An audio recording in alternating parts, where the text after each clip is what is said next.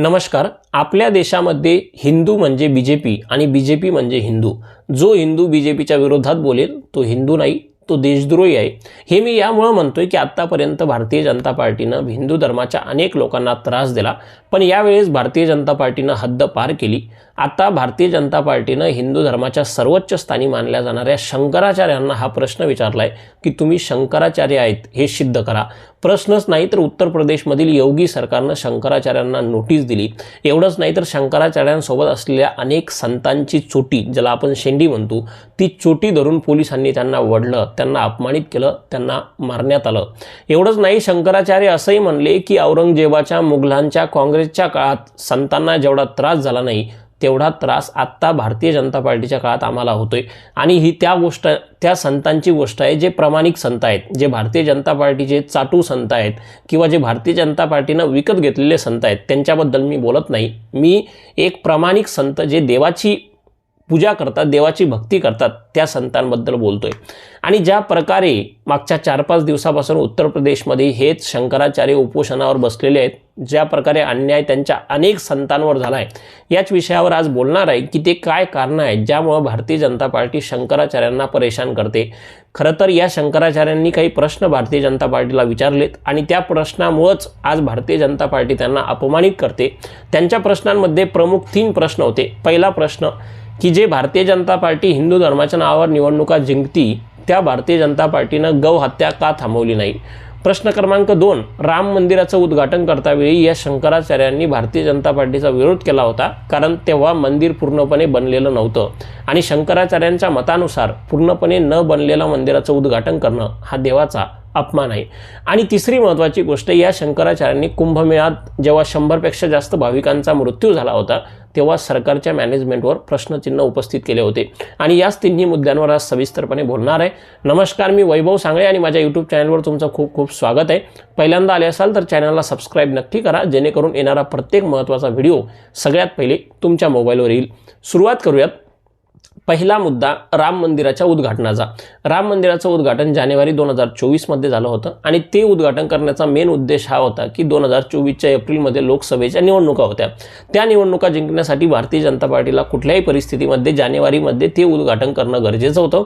या शंकराचार्यांनी त्या उद्घाटनाला विरोध केला आणि त्यामुळे तुम्ही विरोध का केला म्हणून या शंकराचार्यांना त्या ठिकाणी आता शंकराचार्य तुम्ही आहेत का असा प्रश्न भारतीय जनता पार्टी किंवा उत्तर प्रदेशमधील योगी सरकार, जे धर्माचे सगळ्यात मोठे स्वतःला गुरु मानतात, त्यांनी उपस्थित केलाय.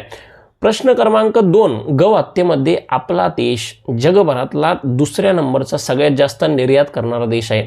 आपल्या देशामध्ये जवळजवळ 36,000 करोड रुपयाचं गौ हत्या म्हणजे जे काही मांस असतं गाईचं आणि म्हशीचं, ते आपल्या देशातून बाहेर देशांमध्ये निर्यात केलं जातं. खरं तर हेच नरेंद्र मोदी एक दिवस डोळ्यात आसू आणून भाषण करत होते जेव्हा काँग्रेसचं सरकार होतं की माझ्या गौ मातेला आपल्या देशामध्ये मारल्या जातं, या लोकांना भावना नाहीत. आणि आज काँग्रेसच्या काळात तर भारत 9व्या नंबरला होता, आज भारत 2ऱ्या क्रमांकावर आहे. आणि तोच प्रश्न या शंकराचार्यांनी सरकारला विचारला तर सरकारने त्यांना प्रश्न विचारला की तुम्ही शंकराचार्यच आहेत हे सिद्ध करा. आणि त्यामुळे अशा प्रकारे धर्माचा अपमान भारतीय जनता पार्टीला भविष्यात खूप महागात पडू शकतो, अशी चिन्ह सध्या संपूर्ण उत्तर प्रदेशात आणि भारत देशात आहेत. कारण सर्वसामान्य लोकांवर तुम्ही अन्याय करताय तोपर्यंत ठीक आहे, पण तुमच्या विरोधात गेलं म्हणून तुम्ही धर्माच्या सर्वश्रेष्ठ बसणाऱ्या लोकांना जरी अन्याय करत असेल तर मग तुम्ही धर्माचे रक्षक कसे होऊ शकता, हे प्रश्नार्थक चिन्ह आहे. त्या शंकराचार्यांनी क्लिअर कट सांगितलंय की अखिलेश यादव हा जो माणूस आहे, जे काही समाजवादी पार्टीचे अध्यक्ष आहेत, त्यांना संतांची खूप इज्जत आहे. ते हिंदू धर्माच्या नावावर मतदान मागत नाही, पण त्यांच्या काळात त्यांनी संतांना खूप महत्त्व दिलं, संतांना खूप इज्जत दिलं. आणि यांच्या काळात हे संतांना त्यांची चोटी पकडून ओढतायत. त्यामुळं हे सरकार हिंदू धर्माचं रक्षण कधीच करू शकत नाही. हे 2 महत्त्वाचे मुद्दे होते ज्यामुळं कुठंतरी शंकराचार्यांना भारतीय जनता पार्टी त्या ठिकाणी परेशान करते. आणि तिसरा आणि महत्त्वाचा मुद्दा असा होता की कुंभमेळा जो झाला प्रयागराजमध्ये, तिथे 100पेक्षा जास्त भाविकांचा मृत्यू झाला.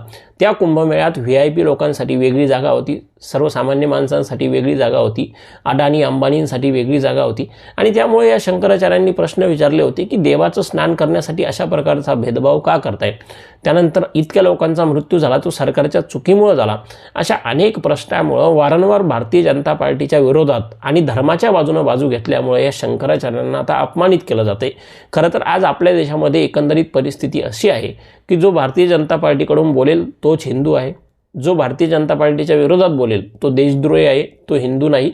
आणि हे सर्वसामान्य माणसांपर्यंत ठीक होतं, पण जेव्हा धर्मातील सर्वोच्च असलेल्या लोकांबद्दलही अशा प्रकारची वागणूक दिली जाते तेव्हा येणाऱ्या निवडणुकांमध्ये किंवा येणाऱ्या काळात भारतीय जनता पार्टीला याचा मोठा फटका नक्कीच बसेल, यात काही वेगळं नाही.